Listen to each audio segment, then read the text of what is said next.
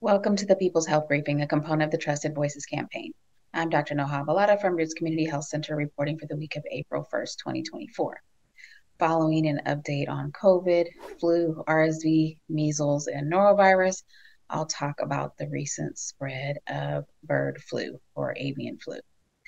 As health professionals rooted in Oakland serving some of the people most vulnerable to getting and suffering from COVID-19, we're here to cut through the noise to give you information you can use to make choices that will keep you, your loved ones, and your community as safe as possible. COVID is still with us.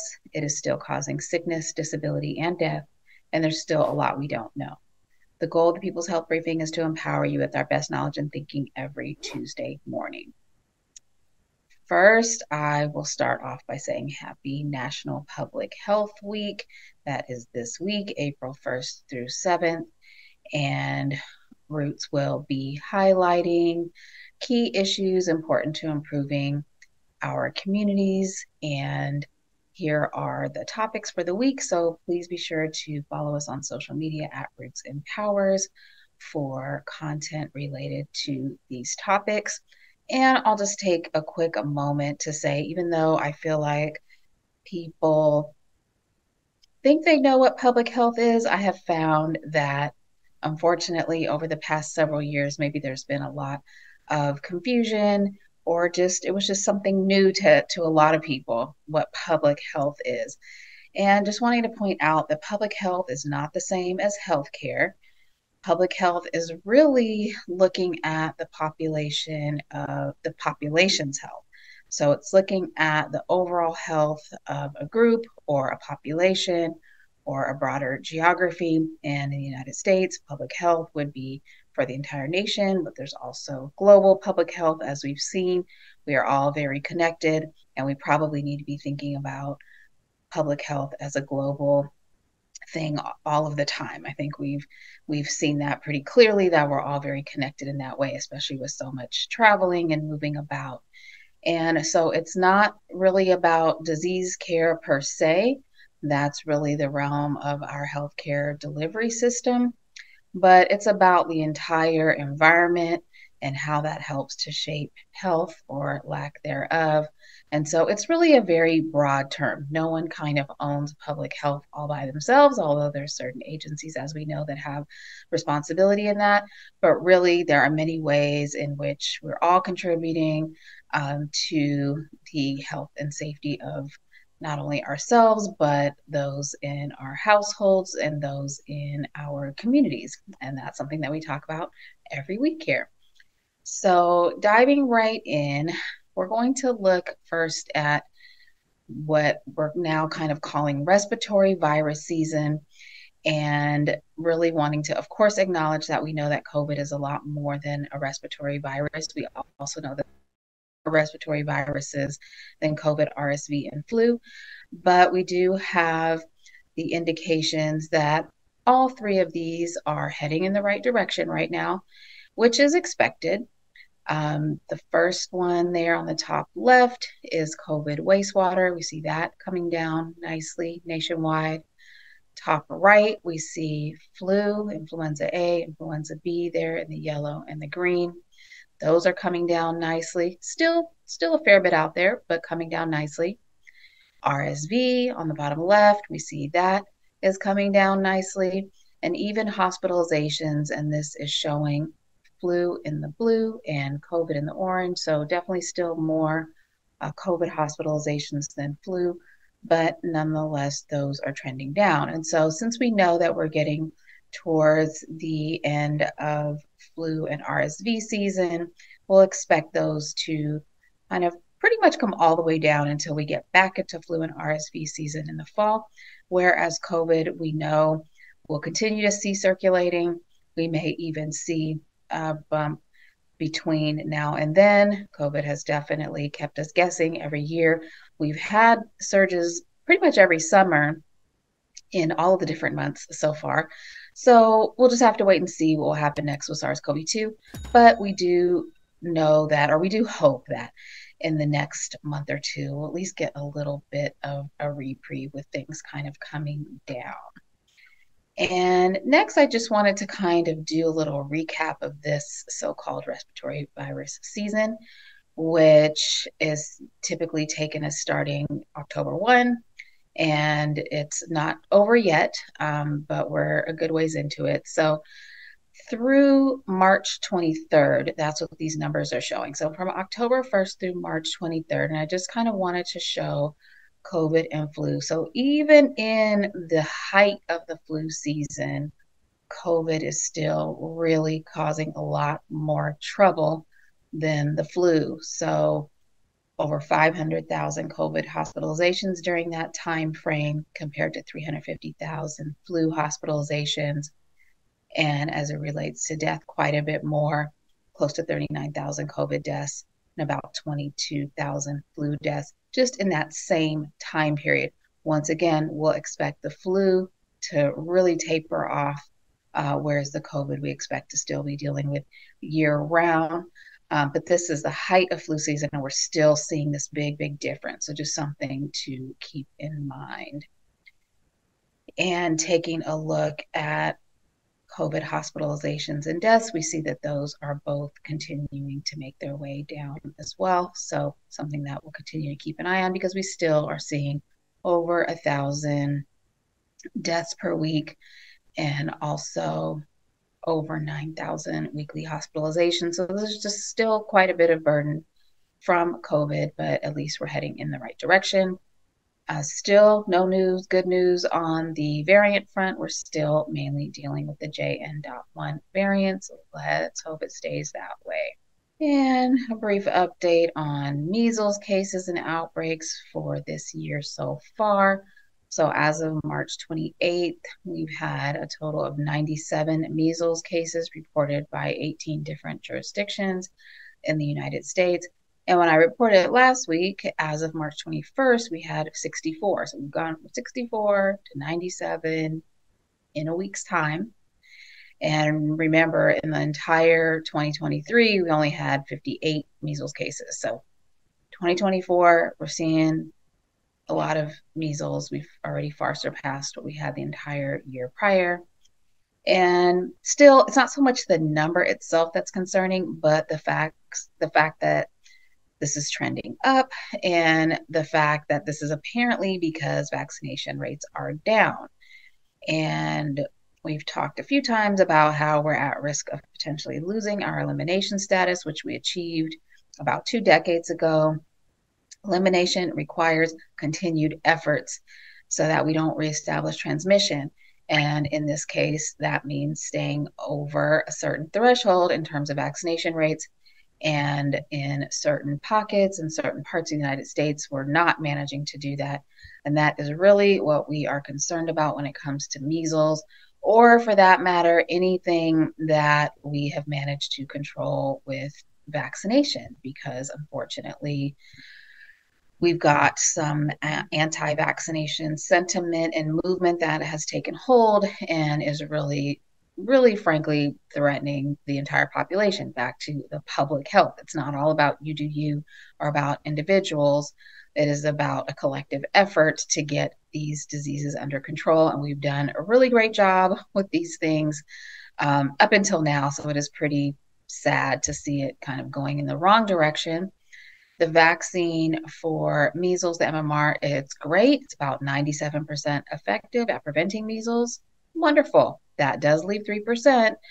But it really is those who are unvaccinated, which does include those under 12 months of age, and also perhaps those who are undervaccinated, such as maybe folks who had only gotten 1 dose. Maybe they got off track, especially during the pandemic, early years when folks are having a hard time getting in. So great time to take a look at those vaccination records. Fully vaccinated is the 2 doses.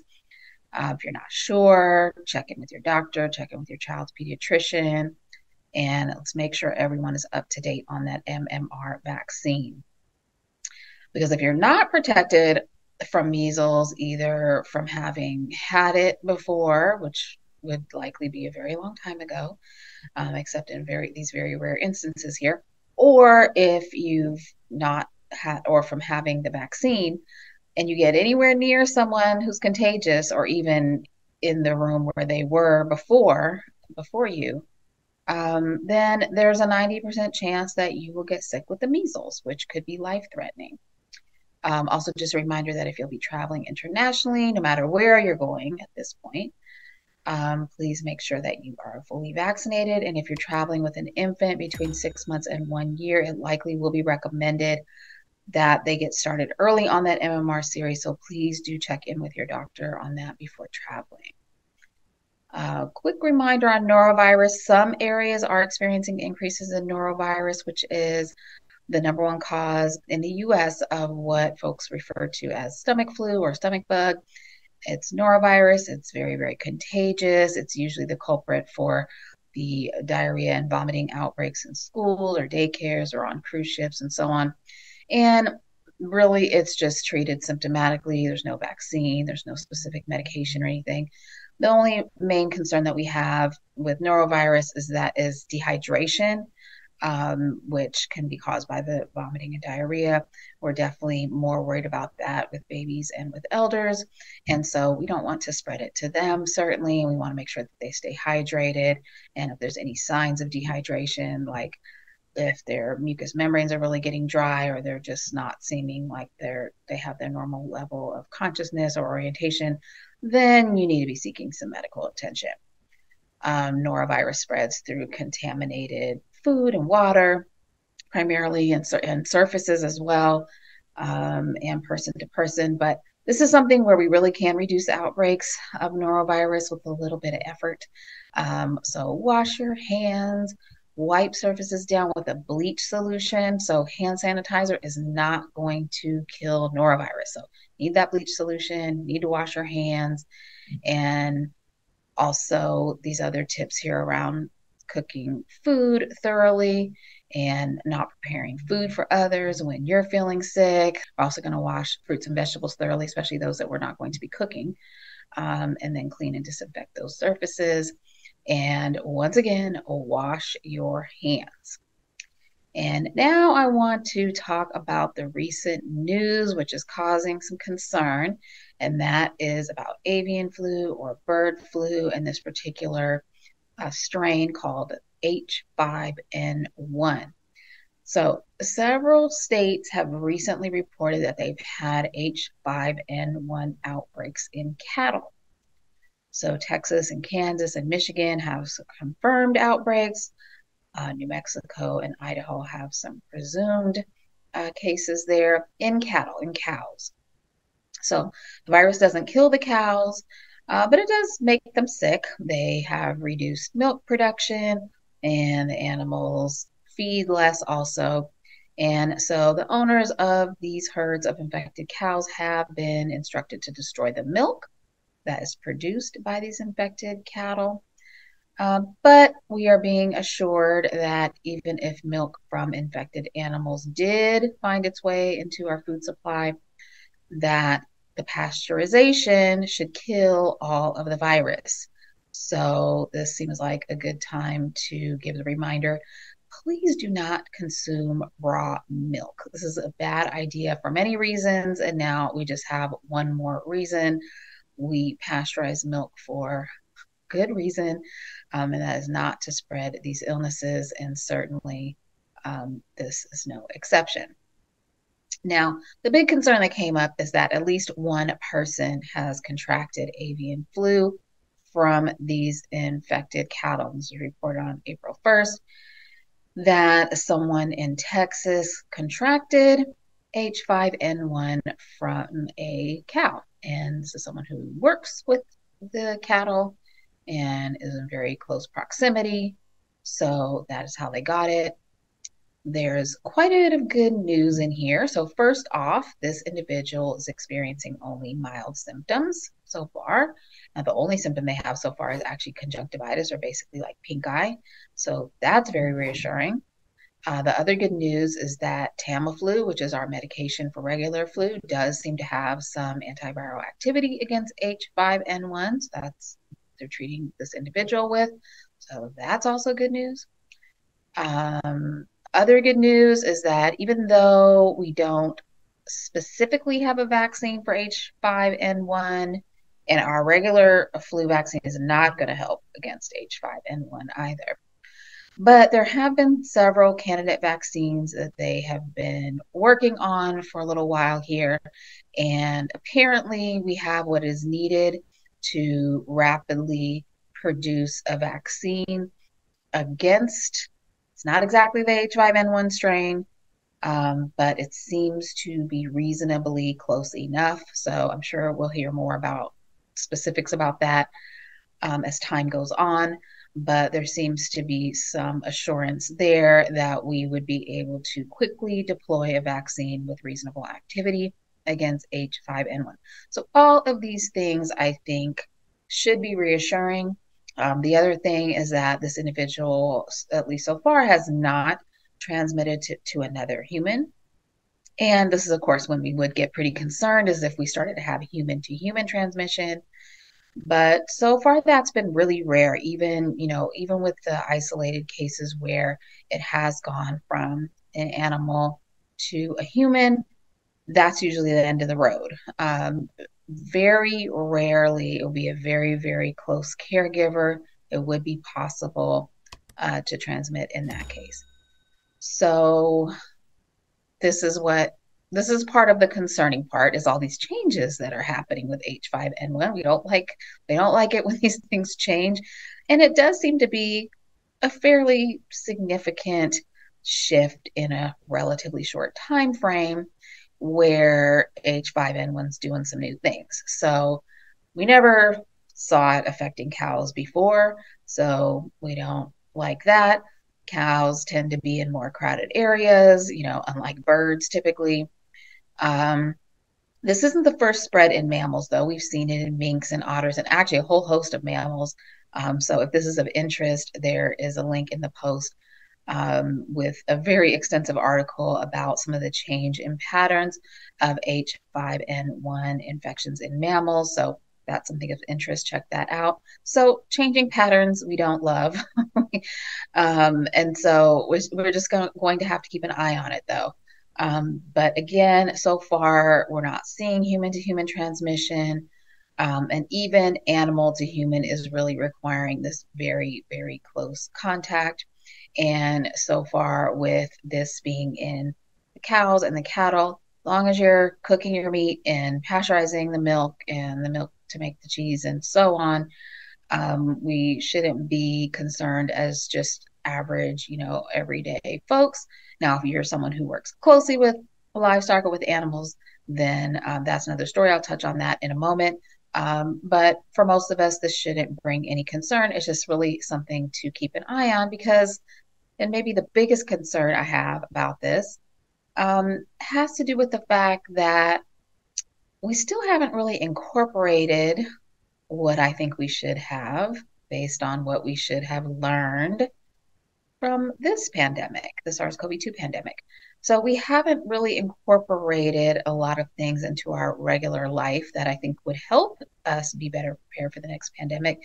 And in fact, in a number of ways, it feels like we may be less prepared for the next pandemic, which is, I hope to be shown to be wrong, but let me explain a little bit why I feel this way. So I think the biggest example of this is the fact that we have failed to upgrade indoor ventilation in any meaningful and consistent way, especially in crowded environments with a lot of mixing like schools. And this should be something that we learned from SARS-CoV-2 and the way that it spreads. If we could get our ventilation and our air exchange and cleaning the air and all of that to where it could really reduce transmission, that would be a real game changer, not only for SARS-CoV-2, but anything that is spread by the respiratory route. And this is something that is completely possible. It would just take some will and some financial investment, and yet we have not done so. So we're not any better prepared as it relates to the main venues where people go every day and where diseases that are spread through the air are spread. And then that obviously creates more transmission into public transportation and households and in the community in general. The other thing is just this general fatigue or this so-called desire to move on from COVID, which instead of finding better ways to design our lives so that we can minimize the impact of SARS-CoV-2, it seems to be this desire to just act like 2019. And that's obviously highly problematic. It is illogical. It is not working for SARS-CoV-2. And it definitely won't have us any better prepared for anything new. So, with everything we've just been through and continue to go through, the notion that we will need to collectively gear up to fend off the next pandemic definitely concerns me. The way that our society managed to politicize and even demonize some of our most simple and important interventions, like vaccines, like filtration masks, just really makes me concerned that not only are we completely missing the point for the current pandemic, but that we'll be less prepared for the next one. So hopefully we won't need to test all this out anytime soon. But in the meantime, I do feel that we have a lot of work to do to help improve the ability of the general public to do a reasonable risk assessment, to be able to reasonably interpret information that's being presented, to engage in behaviors that will preserve not only their individual health, but that will also promote public health. And this is really the reason why we continue to do this briefing every week, to assist with that. And I just hope that, and I know many others are doing the same in terms of science communication, public health communication, and really trying to get credible information out there. But we are combating quite a bit of disinformation still. And so I just hope that we have enough space and time to get ourselves together before we have to face another major threat. And when I say that, again, I'm primarily talking about combating the anti-vaccine movement and disinformation. I'm talking about ensuring that our regular childhood vaccination schedules get back on track and get to a level where we're not losing our community protection. I'm talking about improving indoor air quality. And I'm also talking about utilizing filtration masks, or really whatever personal protective equipment is recommended for the situation at hand.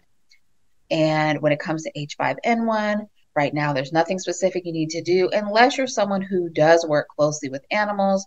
Actually, there's quite a lot of guidance out there for veterinarians and for others who deal with wild animals and livestock and so on. So please stay up to date on recommendations in your field, of your boards, or other regulatory agencies that have to do with whatever your field may be.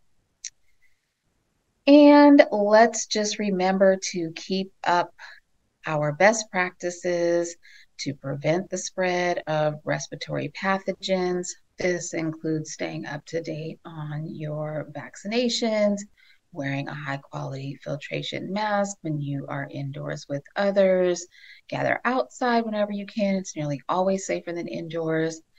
Monitor and improve your indoor ventilation, and strategically use testing and isolate if you are positive. And remember to test out of isolation, because enough virus to detect is enough to infect.